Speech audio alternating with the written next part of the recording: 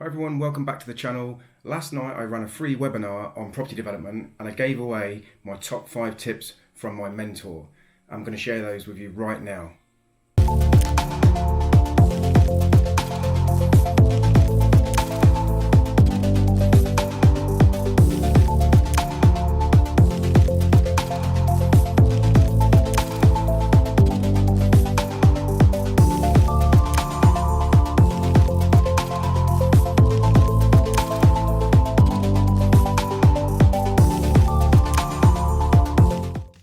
So tip number 1, you can only become wealthy working in a strategy that provides real wealth. Now what I mean by that is, my dad was a postman for 32 years and he was on around about £25,000 a year. He was never going to become wealthy. He was trading his time for money. If he wanted to earn more money, he had to do overtime, and this is very common around the UK at the moment. There's lots of people who are wanting to earn more money, but the strategy they're working in will never provide them with the wealth that they want. So property development for me allows me to earn large chunks of money in the time traded to produce that money, if that makes sense. So I don't have to do overtime. I'm not paid by an hourly rate. We typically make somewhere around £100,000 profit per unit as a minimum. So the more units we build, the more money we make. Now we can obviously use leverage to outsource that work, but if you're working in a strategy, so let's say you're a tradesman, like a plumber, electrician, bricklayer, carpenter, you're probably going to be on price work or a day rate. In order to earn more money, you've got to do more work or you've got to do more days. And like me, where I used to work 80 to 100 hours a week, I simply ran out of time. There was not enough time to go and earn more money. I was at my capacity, basically on the verge of burnout. So my advice to anybody watching this today is think about your strategy, your job, your career, your business. Is that going to get you to where you want to be? Because if it's not, then you've got to change it. You know, we can't go down this road for the next 10, 15, 20 years wanting better results but doing the same thing, especially in a strategy that's not going to provide you with real wealth. Now, you only have to look at the wealthy people and their success will leave clues. You know, look at the FTSE 250, all the big property developers are in there, all the big house builders. So that leaves clues that that is a successful strategy for providing real wealth. Tip number 2, you can't earn £100,000 out of a £25,000 job. Now that might sound obvious, but listen to what I'm going to say. If you want to earn more money, you've got to start doing the bigger jobs. It's as simple as that. So if you're doing the £100 jobs, the £500 jobs, the £1,000 jobs, they might seem like nice, easy, quick wins, but they're taking up your time.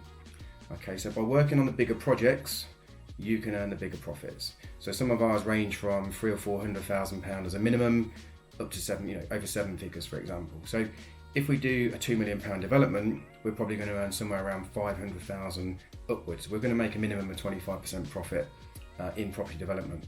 So if you want to earn £1 million, for example, you've either got to do X amount of projects, or you've got to go and do a £4 million project to make the £1 million profit. Okay, so think about all the jobs that you're working on. If you're doing lots of these little jobs, you're going to spend a lot of time doing them. So why not work on one big job rather than 50 to 60 little jobs? Okay, and that was a game changer for me. I was so busy converting garages, building extensions, building garden walls, doing driveways, doing kitchens, loft conversions. And it was great, you know, I was busy and I thought being busy was successful, and my mentor soon grounded me and said, no. Having a big booked up diary for the next 6 to 9 months is not bragging rights.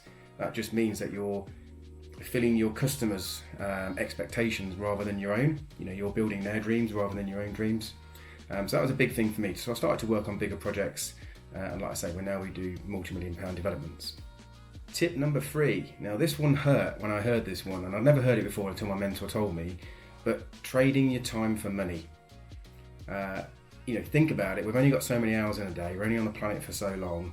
And when I was working sort of 80 to 100 hours a week, and I said to my mentor, look, I want to earn more money. And he said, you can't. You've run out of hours. You know, you simply have not got any more spare hours to go and earn any money. And it hit me like a ton of bricks, no pun intended.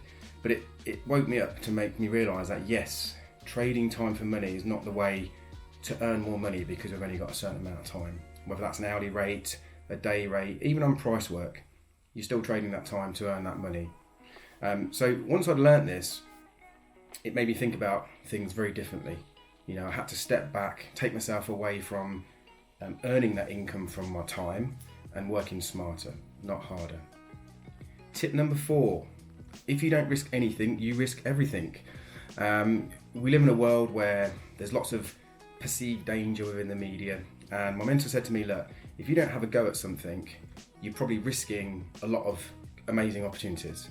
You know, you've got to dip your toe in the water, you've got to commit to something, you've got to get out of your comfort zone, you've got to try something new, you've got to do something different to get a different result. So lots of different things, but it was a case of, look, if you carry on doing what you're doing, you're going to get the same results.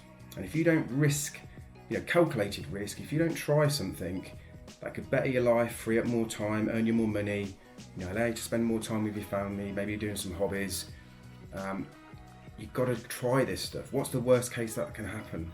If it all pays off, what if? Life can be very, very different. If you don't have a go for it, life's going to stay the same. So if you don't risk anything, you risk everything. And tip number 5, this is a game changer again. You are the 5 people that you hang around with. So you will become that 6th person. Now, I'm not against drinking down the pub, certainly not, even though I'm not a drinker, but the best advice comes from the pub these days, doesn't it? The experts all hang around there in everything. So you've got to think about who you're getting your advice from. Now, when I first got into personal development, education, and with my mentors and stuff like that, I started hanging around completely different people. I went from hanging around lots of, say, just your average people, which is nothing wrong with that. I've got some really good friends, really good contacts. But I started hanging around people who were pretty wealthy. Not just millionaires, but multimillionaires, even up to like 200 million. Unbelievable to even think I'd know people like that and meet people like that. And I did that by going out to places like Monaco, Cayman Islands, and I started networking. I went out to Miami, Las Vegas, went to some big seminars and big events, and just started networking with really, really wealthy people, and it opened my eyes up that, the people with the money, they're quite happy to share their advice. They want to bring you up, not necessarily to their level, because it takes a bit of a while, but they're quite happy to share their top tips. What they would have done differently, what they would have done if they was in your position starting out today, whether you've got any money, any time, any problems. So I learnt a lot of really valuable information and knowledge from these people who are seriously wealthy. And, being wealthy doesn't solve all your problems. They have different challenges, bigger challenges. But, money gives you options. It's as simple as that. And when you start hanging around with people who have made a lot of money, it expands your mind to think, well, if they can do it, why can't I do it? And that's always been my attitude. If they can do it, I can do it. So think about the 5 people you hang around with. I'm not saying ditch your friends and your family. Maybe just have a different conversation. If you're trying to do something new and do something different, just be cautious of probably who you tell that information to. Maybe go out and get the results first, and then those people will ask you how you did it. Because it's very common to say, I'm going to go and build a house, I'm going to become a developer, I'm going to become a millionaire. And a lot of people will try and drag you back into that, that crab mentality of dragging you back into the bucket. They fear change, and they don't want you to go out and change either. They like you as you are, especially if they're better than you, in terms of wealth or anything. That people don't like people being better than them. So think about the people you hang around with. So I hope you've enjoyed those 5 tips. Lots of more content to come, so please make sure you like and subscribe to the channel. I've got lots of these videos planned for you guys over the coming months. I want to try and give you as much value as I can, and we'll see you on the next video very soon.